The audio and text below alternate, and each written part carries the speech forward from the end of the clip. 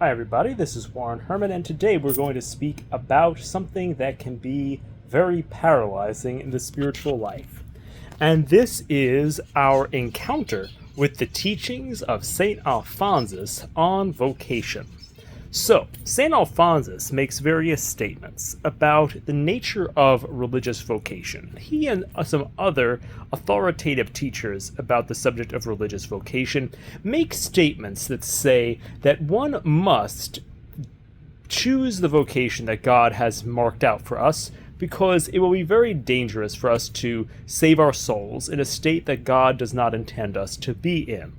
Now, this is framed this way and kind of said, like you there are graces that are prepared for you only in the life that God marks out for you, and if you miss that life, it's going to be really hard to save your soul.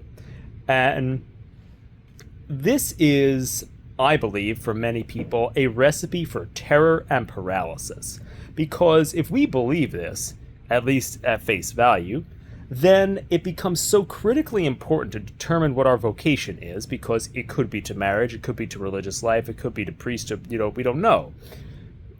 So it becomes so critically important to determine what our vocation is that it then becomes almost impossible to have the mental clarity necessary to make a choice, because our mind is clear when we are not afraid.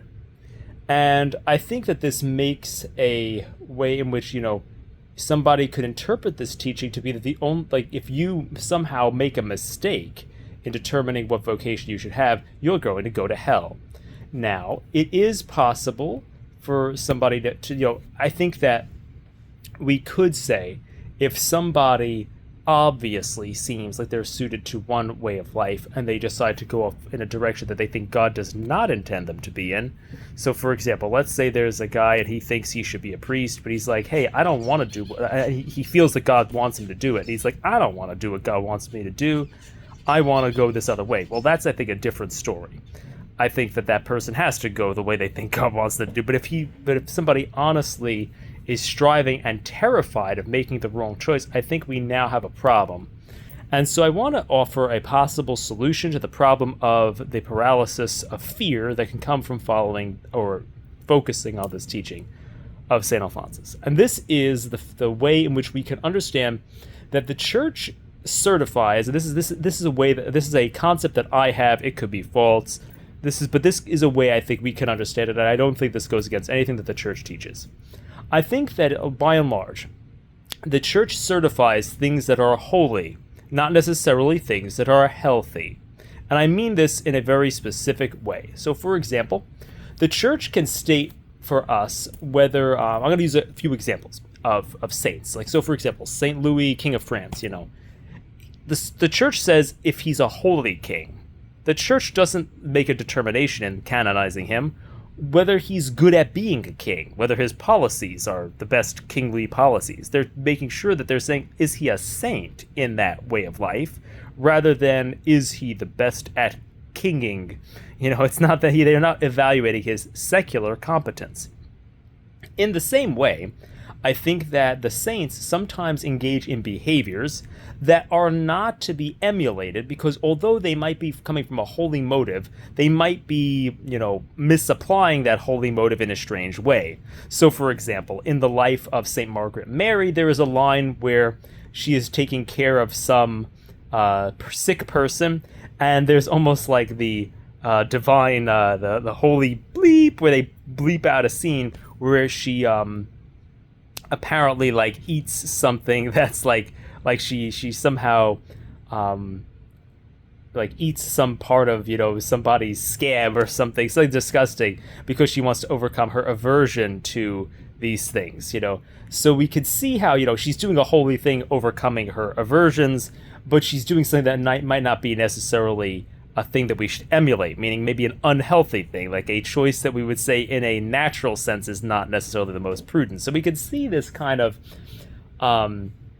we could see this way in which the Church is certifying that St. Margaret Mary is healthy, is holy, but maybe not necessarily healthy, whether she's made a secularly wise choice or a safe choice for her health, eating this, scab or whatever it is, that she ate, or something like that. So it's like this sense of which, somebody might behave in a way that is not the most healthy way, but is certainly a holy way. We can even see this in certain saints who maybe, endured great persecutions by, maybe their religious superiors. We might say that there's a potential in which they might have been able to have an even clearer picture of the way in which they were maybe being treated incorrectly, and say, okay, well, now I understand. I'm just making up a thing. I'm not accusing anyone of anything. But let's just say that there's a situation where there's a saint that's been canonized, and they were kind of being, in a way, well, we could say objectively. We're not saying culpability, but let's just say they're objectively being kind of treated poorly and treated in an abusive way by their superiors. That saint could be canonized by forgiving and being kind to their superiors, but in reality, maybe they could have an even clearer picture in their mind of, oh, I am being abused. Like, this is kind of, all right, I think my superior has a personality disorder, whatever it is. They could have a very clear picture while being very charitable. So, but it doesn't necessarily mean that you have to kind of be blind to things to be a saint, and it doesn't necessarily mean that all saints always handled every situation as healthily as possible, although generally their holiness and certainly their final holiness is certified by the church. So I think those are some ways of looking at those subjects. And the reason why I've been babbling about that is to bring this to bear on the situation of the teaching of St. Alphonsus.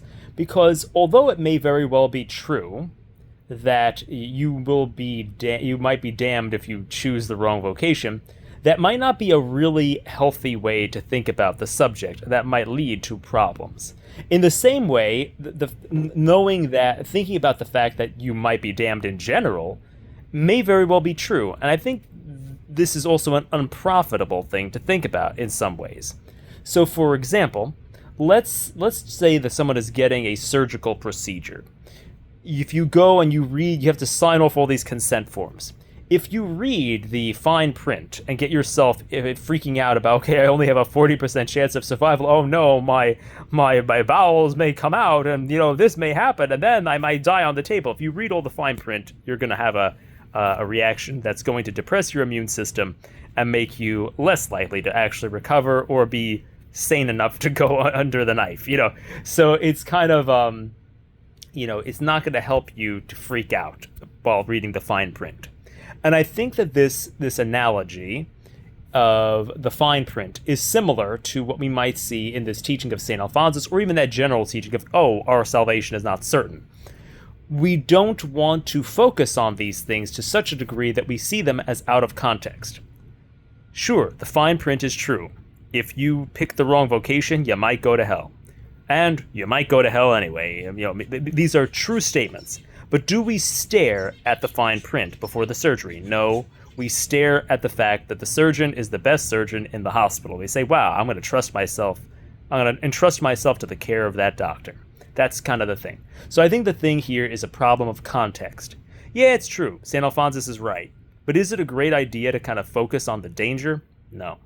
It's better to focus on the God who loves us, and that'll give us the proper motivation to discern our vocation anyway. So I don't think we can properly discern our vocation, or even have a proper, healthy perspective on our salvation if we look at the fine print. So this is a way, I hope, of dealing with this paradox. And the paradox is this: the church says the teachings of the doctors of the church, including St. Alphonsus, are good. You should follow them. It's a safe course. If you follow those things.